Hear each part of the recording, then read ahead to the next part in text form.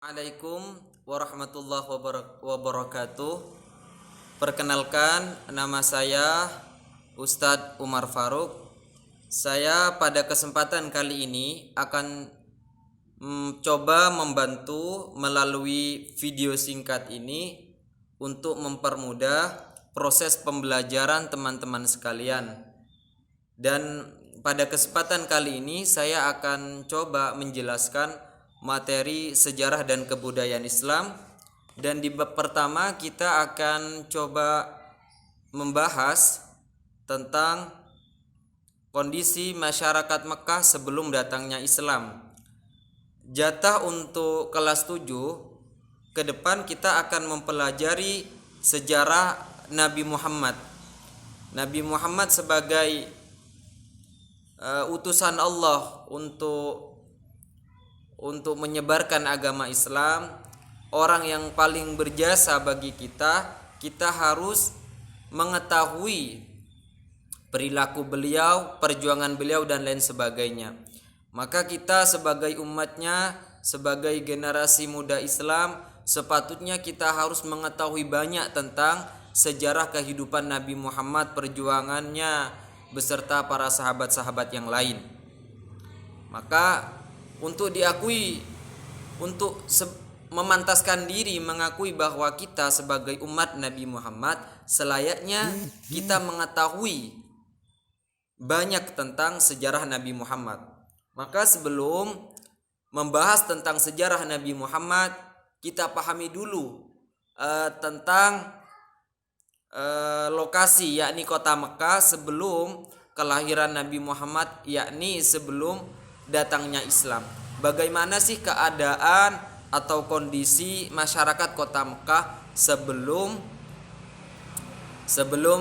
dilahirkannya Nabi Muhammad atau sebelum datangnya agama Islam, agar kita bisa mendapatkan informasi yang utuh terkait sejarah Islam, sejarah Nabi Muhammad sallallahu alaihi wasallam. Aspek pertama yang perlu kita ketahui tentang informasi masyarakat Arab sebelum datangnya Islam, yang pertama aspek kepercayaannya. Apa kepercayaan masyarakat Mekah sebelum datangnya Nabi Muhammad? Mereka tidak menyembah Allah Subhanahu wa taala, tapi mereka ada yang menyembah berhala, ada yang menyembah jin, pepohonan, alam dan lain sebagainya, roh-roh leluhur itu yang mereka sembah dari aspek kepercayaan. Jadi kenapa kemudian masyarakat Arab sebelum datangnya Islam ini dikatakan atau disebut sebagai masyarakat atau kaum jahiliyah? Jahiliyah ini artinya kaum yang bodoh. Tapi yang dimaksud kaum jahiliyah, kaum yang bodoh ini bukan berarti masyarakat lingkungan Arab ini tidak mengetahui apa-apa, buta huruf, tidak mempunyai peradaban. Mereka bahkan ahli syair, bahkan mereka juga kehidupan normal dalam hal-hal yang lainnya. Namun dikatakan bodoh karena mereka tidak iman kepada Allah Subhanahu wa taala. Padahal di zaman sebelum Nabi Muhammad ada nabi-nabi semacam Nabi Ibrahim, itu sudah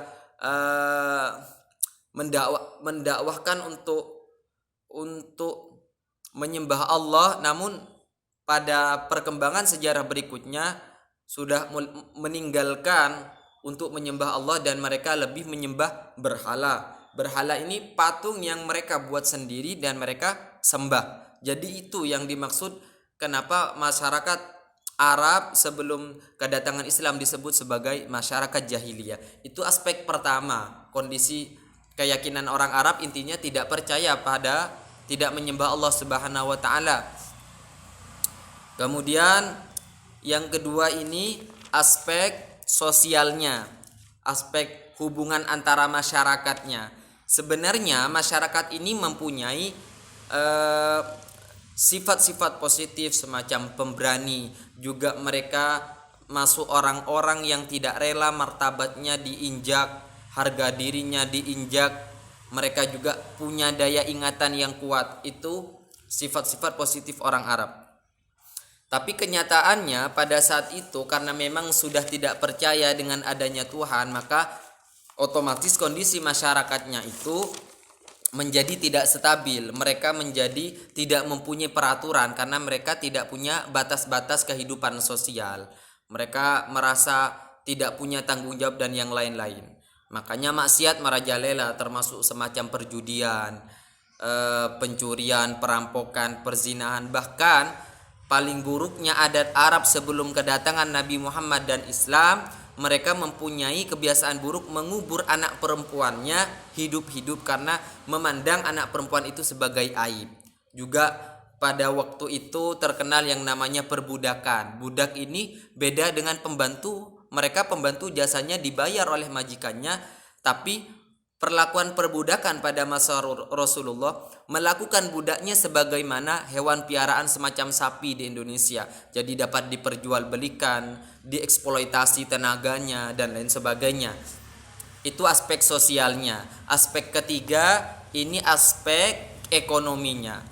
Aspek ekonominya, jadi orang Arab dahulu itu terbagi menjadi tiga. Ada yang kegiatannya beternak semacam orang Baduy. Orang Baduy ini orang pedalamannya orang Arab. Jadi dia nomaden, kehidupannya itu berpindah-pindah dalam rangka kepentingan untuk mendapatkan makanan terhadap hewan ternaknya, mencari ladang rumput dan lain sebagainya. Juga ada yang bertani ketika dia menempati tempat daerah-daerah yang subur. Dan orang Arab ini juga terkenal berniaga. Dia berdagang ke antar negara, ke negara Syam dan lain sebagainya. Bahkan selanjutnya nanti kita akan mempelajari bagaimana Rasulullah kemudian mengikuti pamannya untuk berdagang ke negeri Syam itu. Itu aspek sosialnya. Aspek ekonominya. Keempat, yang terakhir itu aspek politiknya. Bagaimana keadaan politik masyarakat Arab sebelum datangnya Rasulullah, yakni masyarakat Arab itu dipengaruhi oleh tiga kerajaan besar. Yang pertama, Kekaisaran Bizantium Timur yang beribu kota di Konstantinopel, yang kemudian hari ini kita dengar beritanya ada pembukaan Museum Hagia Sophia yang dialihfungsikan kepada masjid. Di situ ada kerajaan yang namanya Kekaisaran Bizantium, itu kerajaan Nasrani. Kemudian ada Kekaisaran Persia dan lain sebagainya. Itu kondisi politiknya. Jadi ada aspek kepercayaan, tidak percaya terhadap Allah, masih menyembah patung, jin, roh, leluhur dan lain sebagainya. Aspek kemasyarakatan sosialnya ini masih amburadul karena perjudian, perzinahan, maksiat merajalela. Kemudian aspek ekonominya, mereka ada berdagang, beternak, berniaga. Kemudian aspek keempat politiknya, mereka terpengaruhi oleh tiga kekerajaan besar, ya, di antara salah satunya adalah Kekaisaran Romawi dan Kekaisaran Persia. Jadi itu kondisinya. Maka kenapa Rasulullah diturunkan di kota Mekah, karena memang akhlak dan kondisi masyarakat Mekah waktu itu memang patut untuk diperbaiki dan disebarluaskan kemudian ke masyarakat seluruh dunia, umat manusia seluruh dunia. Karena ini terbatas dengan waktu, semoga penjelasan secara singkat ini bisa membantu teman-teman dalam proses belajar. Diskusi selanjutnya kita akan sambung di diskusi pembelajaran di tugas masing-masing di rumah. Silahkan dipelajari.